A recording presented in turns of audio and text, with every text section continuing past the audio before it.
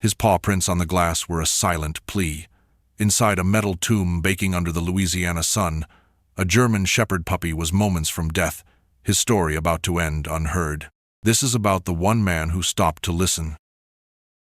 By liking, sharing, and subscribing, you ensure these stories don't end in silence. You become a voice for the voiceless, just as Leo was about to become for the tiny soul waiting for a miracle.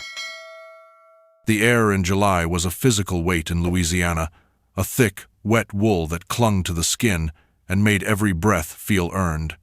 For Leo, it was just another part of the silence. He drove his old Ford pickup down Highway 167, a forgotten ribbon of asphalt that cut through miles of cypress swamp and whispering marsh grass. The cicadas buzzed in a relentless, high-pitched trance, a sound so constant it had become a feature of the quiet, not a break in it. Leo was a park ranger, a former Marine whose life had been loud with purpose once. Now, at 38, his world had shrunk to the size of his small cabin and the sprawling boundaries of the Kisatchie National Forest.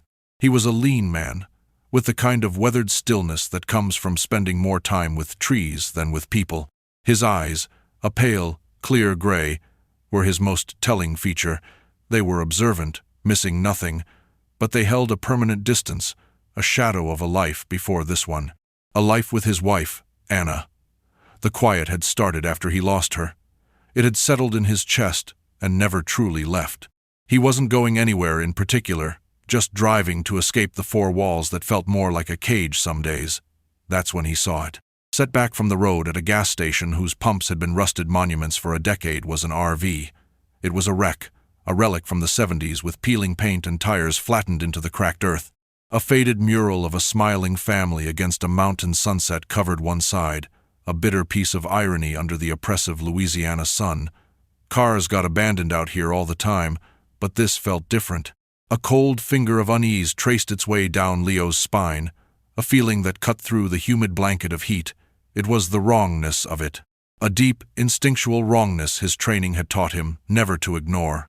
He pulled his truck onto the gravel shoulder, the sound crunching loudly in the stillness. He got out, his boots sinking slightly into the soft asphalt. The heat radiating from the RV was visible, shimmering in the air. As he got closer, he saw the windows, clouded with a film of dust and grime. He peered through one, shielding his eyes from the glare. At first, he saw nothing but shadows and discarded trash inside. Then, his eyes adjusted. On the stained floor, curled into a small, dark shape, was a puppy. A German shepherd, no more than 3 or 4 months old, its classic black and tan coat matted with sweat and filth. It was completely still. Leo's breath caught in his throat. His gaze swept over the window again, and this time he saw them. Faint, desperate little paw prints smudged against the hot glass from the inside. They weren't frantic scratches. They were presses, the fading marks of a creature that had been begging for help until it had no strength left. A silent scream that no one had heard. His professional calm took over, a switch flipping in his mind that pushed the rising tide of anger and sorrow aside. The door was locked. All the windows were sealed shut. He could smash one, but the thought of shattering glass raining down on that tiny, fragile body was unthinkable. He strode back to his truck, his movements economical and swift. He returned with a slim Jim, a tool he carried more for park service duties than for moments like this. He worked it into the door frame, feeling for the lock mechanism with a focused patience. The only sounds were the maddening buzz of the cicadas and the soft scrape of metal on metal. He whispered to the motionless form inside, the words coming out before he even realized it. "Hang on. Just hang on, little guy. I'm right here." Then, a sharp, clean pop echoed in the heat. The lock had given way. Leo pulled the door open, and the air that rolled out was a physical blow. It was a furnace blast, thick with the smell of hot vinyl, stale air, and something else, despair. And there he was. The puppy lay in the suffocating heat, his small chest rising and falling in shallow, almost imperceptible movements. His tongue lolled from his mouth, pale and dry. He looked even smaller now, his potential for life and loyalty and boundless energy baked out of him in this metal tomb. Leo knelt, his big, capable hands reaching in. He scooped the puppy up.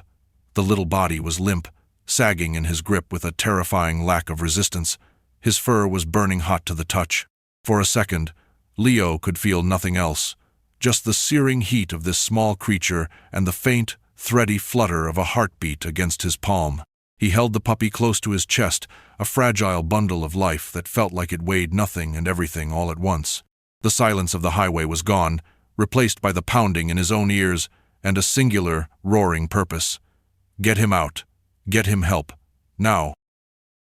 Leo's truck skidded to a stop on the gravel in front of the Bayou Springs Veterinary Clinic, a small, whitewashed building that looked more like a converted cottage than a medical facility. He didn't remember the drive, his mind a blur of clipped commands to himself and prayers whispered to the limp form on the passenger seat, now wrapped in the cleanest shirt he had in his truck. He burst through the clinic door, a bell above it jingling with frantic energy. A woman looked up from behind a simple wooden counter, her reading glasses perched on the end of her nose. This was Dr. Evelyn Evans. She was in her late 60s, with a cloud of silver hair pulled back in a practical clip and sharp, intelligent eyes that had seen decades of animal joy and sorrow. Her hands, though wrinkled, were steady and competent as she set down her pen. She took in the sight of Leo, his face pale and grim, and the small, still bundle in his arms. Her expression shifted instantly from quiet paperwork to professional urgency. On the table, now, she said, her voice calm but commanding. She didn't wait for an explanation. Leo gently laid the puppy on the cool steel of the examination table. Dr. Evans was already at work, her hands moving with an expertise that was both fascinating and terrifying to watch. She took the puppy's temperature, her lips tightening into a thin line. Heat stroke, severe. His core temperature is critical. She began draping the puppy's body in towels, soaked in cool water, her movements swift and efficient. "What's your name?" she asked, not looking at Leo. "Leo," he answered, his voice hoarse. "I found him in an RV off 167. He was locked inside." Dr. Evans nodded grimly. "I've seen it before, too many times." She prepared a needle, her assistant, a young woman with a kind face, setting up an IV bag. The room filled with the quiet, focused sounds of their work, leaving Leo feeling useless and large, his role as a rescuer having ended abruptly at the door. He was now just a witness. After a few minutes of intense activity, a fragile stability was achieved. The IV drip was in, and the puppy was resting on a specialized cooling mat inside a large kennel in the treatment area. "All right, Leo," Dr. Evans said, finally turning to face him fully. Her sharp eyes softened slightly. "We've done what we can to bring his temperature down. The next 12 hours are critical. It's in his hands now. You should go home. There's nothing more for you to do here." "No," Leo said. The word was quiet, but it held the weight of an anchor. "I'm staying." Dr. Evans studied his face for a long moment, seeing past the ranger's uniform to the deep, unyielding stubbornness in his gray eyes. She saw the ghost of a pain there she recognized all too well. She gave a slow nod. "There's a chair in the corner," she said, gesturing with her head. "It's not comfortable, but it's yours for the night." And so, Leo sat. The hours bled into one another under the low hum of the clinic's fluorescent lights. He watched the puppy's small side, looking for the rise and fall that meant he was still breathing. In the stillness of that sterile room, watching that tiny body fight for every breath, Leo felt the walls he had so carefully built around his own heart begin to crack. He saw himself in that kennel, a soul left behind in a sealed-off place, slowly suffocating in the heat of a grief that never cooled. He pulled his chair closer, leaning forward until his face was near the wire door of the kennel. He began to talk, his voice a low murmur that wouldn't disturb anyone. "You gotta fight," he whispered. The words meant as much for himself as for the puppy. "You hear me? You're a fighter, a warrior." He thought of a word Anna had loved, from a book about Hawaiian culture she'd been reading before she got sick. Koa. It meant brave, bold, a warrior. "That's your name," he decided, a lump forming in his throat. "Koa. You're Koa. Now you have to live up to it." He sat there all night, a silent guardian, talking to the warrior in the cage, and in doing so, talking to the part of himself that had wanted to give up. As dawn threatened to break, painting the windows in shades of gray, A flicker of movement caught his eye, a tiny twitch of a black ear. Leo's heart hammered against his ribs. He knelt on the cold floor, pressing his face closer to the kennel. "Koa," he whispered, his voice thick with hope and exhaustion. "You with me, buddy?" The puppy let out a soft, reedy whimper, a sound so fragile it was almost carried away by the air conditioning. Slowly, he lifted his head, just an inch. His eyes, cloudy and unfocused, blinked open. Leo held his breath, slowly extending his hand and resting his fingers against the wire mesh. Koa turned his head toward the touch. Then, a small pink tongue emerged, dry and rough, and gave Leo's fingers a single, weak lick. It wasn't a miracle of recovery. It wasn't a promise of survival. But it was a connection. It was a choice. In the deepest, darkest part of the night, the little warrior had answered. It was the first flicker of light. A week can be a lifetime. In the 7 days that followed Koa's first flicker of life, he transformed. The limp, unresponsive body Leo had pulled from that suffocating RV was gone, replaced by a puppy who could now stand on his own 4 paws. They were wobbly, unsure, but they held him. He was eating solid food, his black and tan coat slowly regaining its luster under the gentle care of Dr. Evans and her assistant. His physical recovery was, as Dr. Evans put it, remarkable. His spirit, however, was another story. The deep trauma of his ordeal had left scars no one could see. Koa had an unnerving terror of enclosed spaces. When the clinic's young assistant, a cheerful woman named Chloe, tried to lead him into a smaller kennel while his main one was being cleaned, he froze, his whole body trembling violently until Leo was called. But his most haunting behavior was reserved for the windows. The clinic had moved him to a quiet recovery room with a large pane of glass that looked out onto a small, grassy yard. For hours each day, Koa would stand before it, perfectly still, his nose almost touching the cool surface. He wasn't watching the birds or the butterflies. His eyes were distant, hollow, as if he were staring back into the fiery prison of the RV, reliving every silent, terrifying moment. Leo's life had found a new rhythm, one that revolved around the clinic. His work in the forest, once his only refuge, now felt like a prelude to the main event of his day, visiting Koa. He would arrive each afternoon and sit on the cool linoleum floor of the recovery room, and Koa would immediately abandon his vigil at the window to be with him. The puppy would curl up beside Leo's leg, resting his chin on his knee, a silent, trusting presence. It was in that quiet room, with only the soft sound of Koa's breathing as company, that Leo began to speak. It started with a whisper. He was gently brushing Koa's fur when he heard himself say, "She would have loved you." He froze, the words hanging in the air. He hadn't spoken Anna's name aloud in months. But Koa didn't flinch. He just leaned into the touch, a warm, reassuring weight. So Leo continued. He told Koa about Anna's laugh, how it sounded like wind chimes. He told him how she could name every tree in the forest just by its bark, and how she used to tease Leo for his stoic silence. He spoke of the gaping emptiness of their cabin after she was gone, a silence so profound it had its own sound. These were echoes from a life he had locked away, memories he had never shared with another living soul. And the little dog just listened, his brown eyes soft, his body a steady anchor in Leo's turbulent sea of grief. Koa wasn't just healing. He was becoming a vessel for Leo's own healing, a quiet confessor with no judgment, only acceptance. One afternoon, Chloe knocked softly on the door frame. "Leo, Dr. Evans wanted me to show you something." She held out her phone, a hesitant smile on her face. "You two are kind of famous." Leo looked at the screen. It was the clinic's community Facebook page. Chloe had posted a picture she'd taken a few days ago, a candid shot of Leo on the floor, his eyes closed, with Koa fast asleep, his head resting on Leo's boot.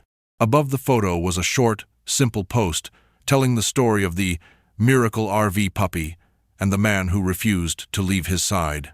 The post had exploded. Leo scrolled through the comments, his thumb feeling clumsy on the small screen. "God bless that man. This puppy is a fighter," crying at my desk. We're sending a donation for his care. Keep us updated on this little angel." People from their small town and even the next county over were sharing the story, sending messages of support, asking about the brave puppy.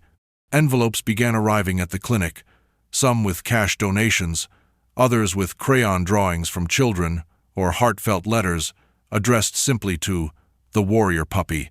Leo looked up from the phone, his throat tight with an emotion he couldn't name. He looked at Koa, who had woken up and was now gently chewing on the lace of his boot, completely unaware of the digital storm of compassion swirling around him. For the first time in years, Leo didn't feel entirely alone in his world. The silence he had lived in for so long was being filled, not just by the echoes of his own past, but by the quiet, hopeful voices of strangers. Their quiet little room was no longer an island. It was becoming a beacon. 2 weeks after the story of the miracle RV puppy first appeared online, Dr. Evans called Leo into her small office. Koa, who now followed Leo everywhere he was allowed, trotted in behind him and settled at his feet. The puppy had blossomed. His coat was thick and glossy, his frame had filled out, and his amber eyes shone with the bright curiosity of a healthy young dog. The haunted, vacant stare was gone, replaced by a deep and abiding focus on Leo. "He's ready, Leo," Dr. Evans said, her tone gentle but direct. She folded her hands on her desk. "Physically, he's 100%. His trauma is still there, but in a stable, loving home, he will continue to heal. It's time to find him that home." Leo's stomach tightened into a cold knot. He had known this day was coming, but the finality of her words struck him like a physical blow. He just nodded, unable to speak. "We've had dozens of inquiries, as you know," she continued. "But one family stands out. The Millers, from New Orleans. They read the story, and they've been calling for updates every few days. They have experience with rescued German shepherds, a big fenced-in yard, and no other pets. On paper, Leo, they are perfect." She had already arranged for them to drive up that weekend for a meeting. The Millers were exactly as Dr. Evans had described. Mark and Sarah were a kind-faced couple in their late 30s, their smiles genuine and their voices soft. They arrived with a sturdy-looking chew toy and spoke about dogs with a quiet, confident affection. They were, in every conceivable way, the perfect family. Leo felt a pang of something he could only describe as grief as he watched them. The meeting took place in the clinic's small, grassy yard. Koa, sensing the importance of the moment, was on his best behavior. He greeted Mark and Sarah politely, allowing them to stroke his back and sniffing their outstretched hands. He even accepted a treat from Sarah, chewing it thoughtfully. But his actions were coated with a thin veneer of distance. His tail gave a few uncertain thumps against his leg, but it wasn't the joyful, sweeping wag Leo received. Every few seconds, Koa's head would turn, his eyes seeking out Leo, who stood by the clinic wall trying to make himself small and unimportant. As the Millers tried to coax Koa into a gentle game of fetch, the Louisiana sky began to change. The brilliant blue sky turned a bruised purple-gray. The air grew still and heavy, and the constant thrum of the cicadas died away into an expectant silence. Leo felt it in his bones before he heard it. A low rumble of thunder rolled across the horizon. Koa froze, the toy dropping from his mouth. His ears flattened against his skull. Then came the second clap, louder this time, a sharp crack that split the air. It was the catalyst. A visible tremor ran through Koa's body. He wasn't just scared of a storm. He was reliving the terror of being trapped, the world outside a source of terrifying, incomprehensible noise. He whimpered, a high, thin sound of pure panic, and flattened himself to the ground. Sarah knelt, her voice a soothing murmur. "It's okay, boy. You're safe." But Koa couldn't hear her. With the next explosion of thunder directly overhead, he bolted. He didn't run for the cover of the clinic or to hide under a bush. He scrambled across the yard in a blind panic and slammed into Leo's legs, burrowing his head frantically against him, his entire body shaking uncontrollably. Instinct took over. Leo dropped to his knees, ignoring the dampening grass, and wrapped his arms around the terrified dog. He shielded Koa's body with his own, murmuring the same things he had whispered in the dark of the clinic. "I've got you. You're okay. I'm right here." The rain began to fall, fat, heavy drops that splattered on the ground around them. When Leo looked up, the Millers were standing there, watching the scene.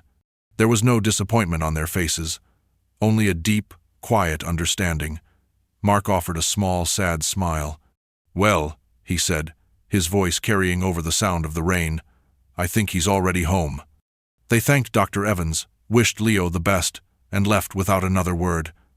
Leo remained on the ground in the pouring rain, holding the trembling warrior who had chosen him so completely. The choice was no longer a theoretical question on an application form. It was a living, breathing, terrified weight in his arms. He had to decide if he was ready to step out of the quiet shelter of his grief and truly live again, not just for himself, but for the dog who refused to believe he was anything other than his savior. The morning after the storm, the world felt washed clean. The Louisiana air, usually thick and heavy, was crisp and clear, and the sun shone with a gentle warmth. Leo walked into the vet clinic with a quiet resolve he hadn't felt in years. Dr. Evans was behind the counter, and she looked up as he entered. She didn't need to ask. She saw the answer in the way he stood, the set of his shoulders, the newfound light in his gray eyes. She simply smiled, a genuine, knowing smile, and slid a clipboard across the counter. The adoption forms were already filled out with Koa's information. All that was needed was Leo's signature on the line at the bottom. The moment was devoid of ceremony, yet it felt more significant than any contract Leo had ever signed. Koa sat patiently by his leg, as if he understood the gravity of the transaction. Leo picked up the pen, the cheap plastic feeling heavy in his hand. As he leaned over the counter to sign his name, a soft weight settled on his knee. He glanced down. Koa had placed his paw there, a silent, final confirmation of their unspoken choice. The scratch of the pen on paper was the only sound in the room, but it felt like a vow. The drive home was different. Koa didn't lie in a heap on the passenger seat. He sat up, his nose twitching, his intelligent eyes taking in the passing scenery with curiosity instead of fear. When Leo pulled up to his small cabin, nestled amongst the tall pines at the edge of the forest, it felt like he was seeing it for the first time. For 2 years, it had been a shelter, a place of refuge and lonely grief. As Koa hopped out of the truck and began to explore the yard with a joyful, bounding gait, the cabin began to feel like a home again. A new life started, one measured not in lonely days, but in shared moments. Koa became Leo's shadow, a constant, reassuring presence. He trotted faithfully at Leo's heels during his long patrols through the forest, his ears perked, a worthy partner in the wild silence. In the evenings, they would sit on the worn wooden steps of the porch and watch the sun bleed through the trees, the silence between them no longer empty, but full and comfortable. The deep scars on Koa's soul began to fade, replaced by a foundation of absolute trust. Another thunderstorm rolled through a month later. Koa still trembled at the loudest cracks of thunder, but this time he didn't panic. He simply pressed himself close against Leo's side, drawing strength from his presence, knowing he was safe. His old habit of staring blankly at windows transformed. Now he would sit at the front window, but his gaze was focused, watching the driveway, waiting for the familiar sight of Leo's truck returning at the end of the day. The glass was no longer a barrier to a prison. It was a portal to his person, his home. One cool autumn evening, a fire crackled in the hearth, casting a warm, flickering glow across the room. Leo sat in the worn leather armchair, Anna's favorite, a book resting unread in his lap. He was watching Koa, who was curled up on the rug at his feet, fast asleep. The dog let out a soft sigh, his head resting trustingly on the toe of Leo's boot. The picture was one of perfect, unconditional peace. Leo thought back to the man he had been just a few months ago, a ghost haunting the edges of his own life, numbly moving through a routine of silent survival. He had thought that quiet was all he had left. He looked at the sleeping dog, at the steady rise and fall of his chest, and felt a profound sense of calm settle over him, a peace so complete and soul-deep he had thought he would never feel it again. He realized then that when he had reached into the stifling darkness of that RV, he hadn't just been saving a puppy. He had been reaching into the wreckage of his own life and pulling out a reason to live, a reason to feel. Koa hadn't just found a home. He had taken the 4 lonely walls of Leo's grief and built a home around them both. In the greatest act of service in his life, This quiet man had rescued a dog, and in return, the dog had led him all the way back to himself.